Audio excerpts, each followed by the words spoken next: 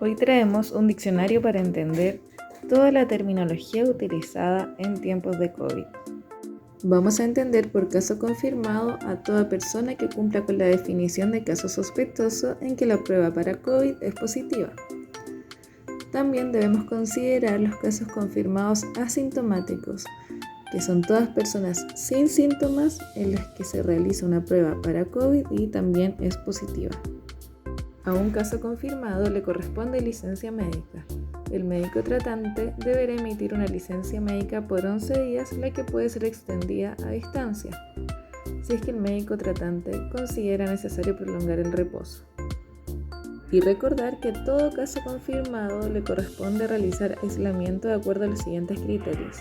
Si el paciente presenta síntomas, la cuarentena será por 11 días desde el inicio de estos síntomas. Y si el paciente no presenta síntomas, la cuarentena será por 11 días desde el diagnóstico de test PCR. Cuando hablamos de caso sospechoso, es aquella persona que presenta un cuadro agudo con al menos 2 de los síntomas compatibles con COVID o cualquier persona con una infección respiratoria aguda grave que requiera hospitalización.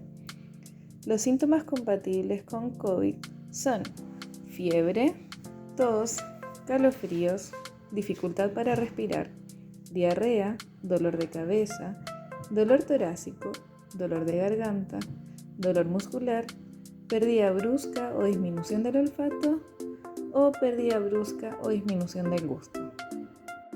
A los casos sospechosos también les corresponderá la emisión de una licencia médica, la que deberá ser extendida por el médico tratante por un máximo de 4 días a la espera del resultado del examen que permita confirmar el diagnóstico. Se podrá prolongar esta licencia por un máximo de 4 días en caso de que el resultado no se encuentre disponible al término del periodo de reposo.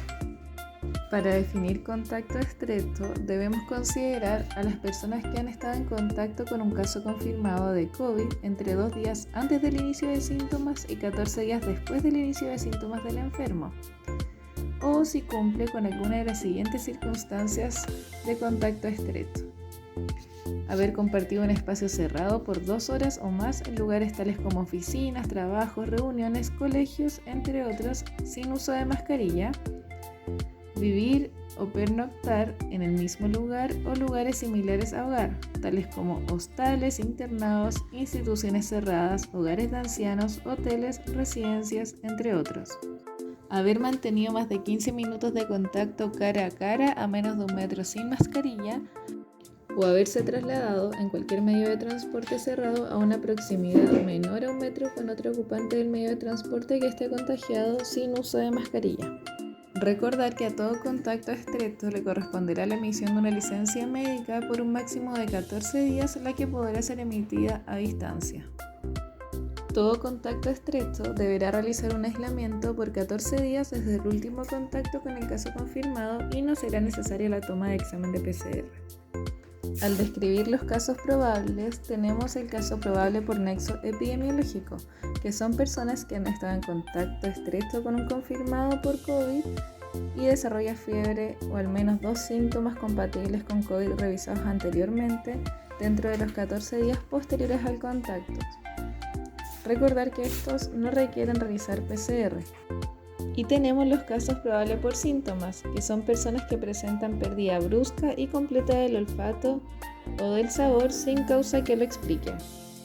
A todo caso probable le corresponde una licencia médica por un máximo de 11 días, pudiendo ser extendida en caso de que sea necesario. No será necesario la toma de examen de PCR y recordar el aislamiento por estos 11 días emitida la licencia. Se considerarán otros tipos de contacto, aquellos que no estén caracterizados dentro de los anteriores. Por ejemplo, contacto estrecho o un contacto estrecho o que no cumpla con el total de las definiciones.